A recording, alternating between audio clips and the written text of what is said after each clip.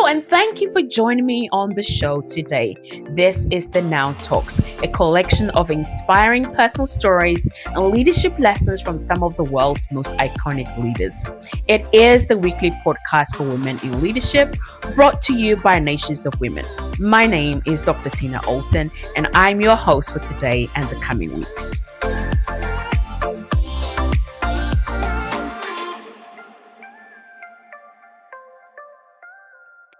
And just like that, we are now on the final episode for our Memento Blueprint series. And today we want to look at something that is supposed to be every leader's biggest asset: commitment. Commitment. How do you protect your momentum until you've got to the end of that goal? Starting is always easy, but staying, that's hard. That is costly sometimes, even. Many times we get excited, and that excitement can launch us into our dreams. It can launch us into our goals. It can launch us into, new adventures, you name it. But the only thing that will sustain it is commitment. And therefore, our momentum would leak when there is no commitment. And so, as leaders, we must all make a very important decision. And that is, we must decide, am I interested or am I committed? Because these two things are very, very different, right? And I'm going to say it again. As a leader, you must decide, are you interested as a leader or are you committed as a leader? I'm just going to pause and let that sink in. And if you're listening to this and you're seated, then I want to encourage you, grab a pen and paper, because today you're going to take loads of notes. So the question again I'm asking as a leader, that you need to pause and ask yourself. It might be the next project you're working on, or something you're currently, working on, or a decision that you have to face. Maybe you have to give a yes to someone. The question you have to pause and ask yourself, am I interested in this or am I committed? Now, as always, we like to define the word that we're focusing on. And so today we're honing on the word commitment. The Oxford Dictionary defines commitment as the state or quality of being dedicated to a cause, an activity, or a person. Let me say that again. Commitment is the state or quality of being dedicated to a cause, an activity, or a person. So you can be committed to a person, maybe a husband, maybe a wife. You can be committed to an activity. You can be committed to your family. You can be committed to your goals. Maybe you can be committed to a cause. But commitment is always saying yes when, the initial emotion of excitement has long faded off. And commitment is also being able to build even when nobody else is watching, even when sometimes you might not have the help that you think you should have. Commitment simply is showing up again and again and again and again until the vision is fulfilled. So it's important to take a look at what commitment is not. Commitment is not dabbling. It's not about dabbling. Oh, let me just dabble in this, let dabble in that, right? Commitment is also not, oh, you know what? This is too hard, so I'm going to quit. That's not commitment. Commitment is not quitting when it becomes uncomfortable, when it becomes challenging, when it stretches you, when it requires you to perhaps maybe do something new that maybe you've never tried before. And commitment is not also saying, oh, yes, yes, yes to this, but then there is no action to back it up. Right. So I want you to pause and take a moment and perhaps think through this. What has been one long-term commitment that you have made in your life. And remember, commitment can be to a cause, an activity, or a person. So it doesn't matter if it's to a person, to an activity, or a cause. Identify one long-term commitment that you have held up to now. Maybe the last 10 years, maybe the last 20, 30, 40, it doesn't matter. Write it down. Now, though, it's very important. I mean, you'd all know it's no secret. I do love Jesus, and I'm just so crazy about Jesus, and my faith is a very, very big part of me. And so, before, preparing to record this very episode, I was reading the Bible, and it's in the Passion Translation, Luke 9:62. Um, Luke 9, and it talks about anyone who lets himself be distracted from the work that was purposed for them is actually not fit for the kingdom of God. So even the Bible says we can't be distracted. So if God is calling for our undivided commitment, then it means that, as leaders, that is a very, very, very important tool, very important part of what would make us a leader that actually makes a difference.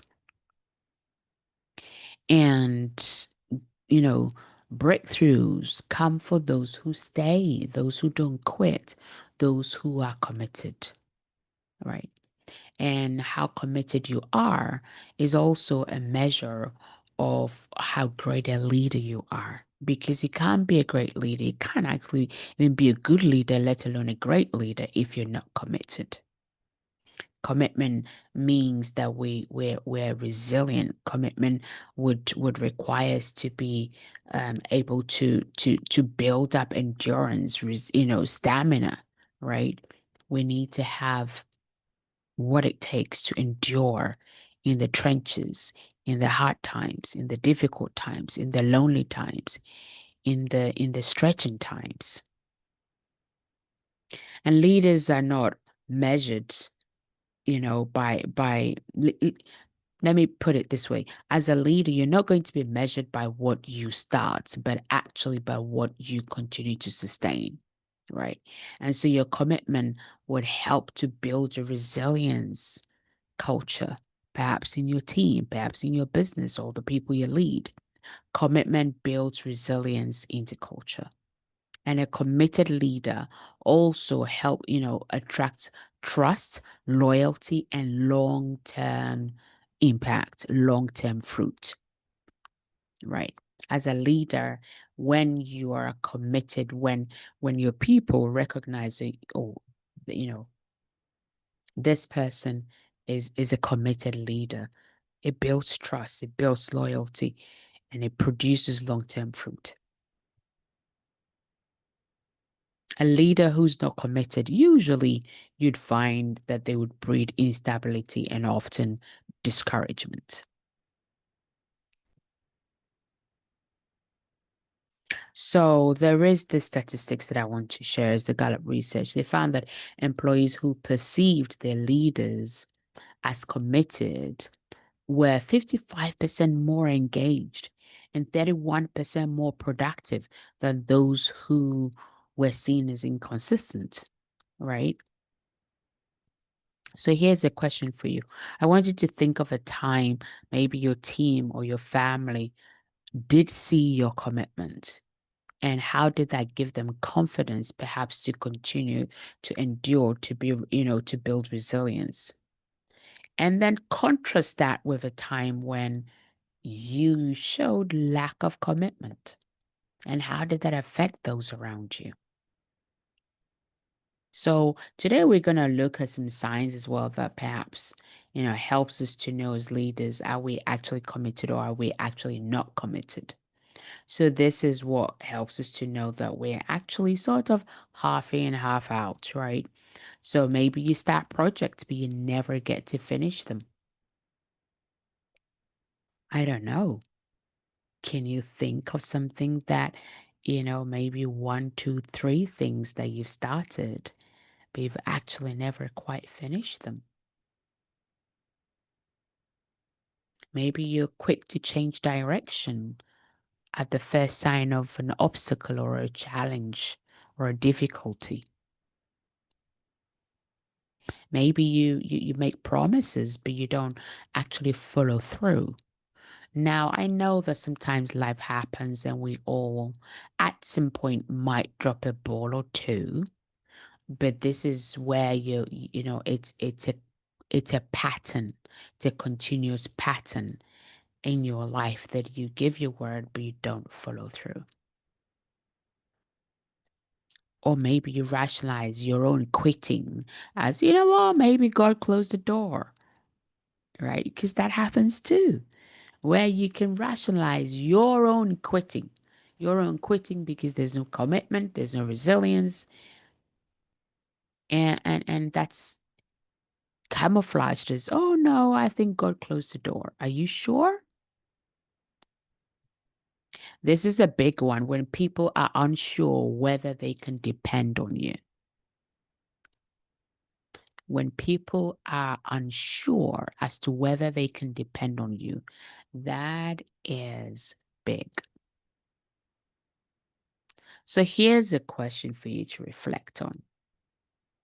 When people think of you as the leader you are, would they say that you're somebody they can depend on?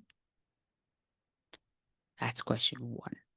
Question two is, would the people around you, maybe your teams or even your own family, would they consider you as a leader, maybe a mom or a sister or grandma, it doesn't matter what role you are as a leader? Would they consider you as somebody who's interested but not necessarily truly committed? Or will they say you're actually fully committed? Let that sink in.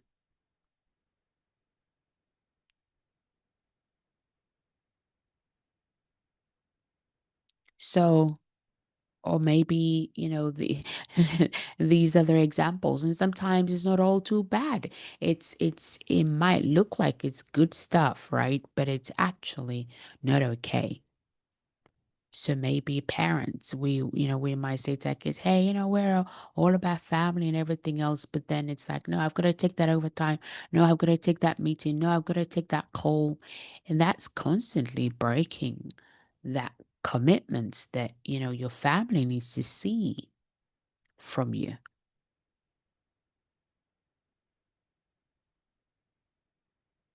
right? Or sometimes you might start something, but then it's like, oh no, that's not very convenient. I don't even want to do this. Maybe I'm not seeing any results. Well, you only started last week. And if you think of a farmer that sows the seeds today, it's not the day you sow that you reap, right? So there is a process to it. Maybe you're not very patient in waiting for that process to take its full course. So here's some thoughts for you to sit with. Number one, where have you quit too early, perhaps in the past? What area of your life needs a recommitment today? And if other people really truly looked to measure my commitment by my actions, what would they conclude with? And some challenges for us this week. Pick one area that you know you're half hearted and commit fully. And I want you to write out your commitment statement and say it out loud. I am fully committed to XYZ for maybe the next 10 days, 20 days, 30 days, however long you need to be committed to. Write it down and say it out loud. I also want you to track your endurance. Each time you're tempted to quit, write it down and then stay anyway. Don't quit. Because over time, when you look at the number of times you try to quit or you've been tempted to quit, but you didn't quit, you realize that you're building something. You're building endurance. You're building perseverance. You're building resilience. And then finally, accountability. Find one trusted person in your life, trusted advisor, your mentor, just somebody, and share one thing that you're going to be committed to with them. So, some practical tools: a commitment contract. Write down what you're committing to, the why, and for how long, and sign it yourself, right? If you have to do that, do it. Write down what are you committing to, why are you committing to, and how long do you need to commit to. It's not how long do I feel like I'm going to commit to. It's how long do you need to commit to that, and sign it. Another practical tool is what I call milestone markers. Perhaps maybe break your commitment into 30, 60, 90-day checkpoints, right? 1 month, 2 months, 3 months, 90 days. I like to block things in 90-day segments. So make them as your checkpoints. Have some visual anchors. That is, it might be sticky notes, it might be wallpapers, it might be whatever it is. Just write stuff down where you will see them daily. So maybe you need some motivation. Write down whatever motivation you need to have when you have it in that moment, and put your sticky notes around in your office, stick it in your bathroom window, doesn't matter. Just stick it somewhere visually that you will be able to see it and help you to re-anchor yourself. Now, some quotes to help you remember. Starting is interest, finishing is what brings commitment. Commitment is the bridge between your vision and your breakthrough. Because vision is one thing, but it's going to take commitment to get it into breakthrough. And your momentum will leak without commitment. So, some food for thoughts for all of us, you know. As a woman of faith, I have to remind myself that God isn't going to measure me by what I dreamed about, but actually by what I committed to and carried through. And it's the same whether it's our families, our spouses, or our children, or our team members, our colleagues. They're not going to measure us by, how many different dreams we come up with, different ideas we come up with, but actually, what did we commit to and what did we carry through? Momentum is very fragile. Without commitment, it will simply evaporate. And with commitment, it compounds until breakthrough becomes inevitable. So this week, I want to challenge you. Don't start something new. Just commit to something that you already have on your radar. And protect that momentum. Protect that, that momentum you've now built in. And if this episode has been useful and valuable to you, then share with a friend. Help them to stay the course, right? And if you really want to get some fire under your momentum, then you've got to be in London with us for the 2025 Now Women Summit. It's your opportunity to recommit, because God is calling to your growth, to your leadership, to your purpose. Until next time, stay faithful, stay focused, and stay bold.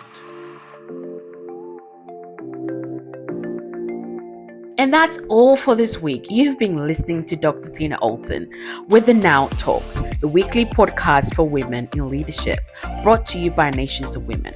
All that remains is for me to say have a fantastic week, stay safe, and reach out if you need any help now at nationsofwomen.com. Until next time, enjoy the pursuit of your potential, and remember, now is your time.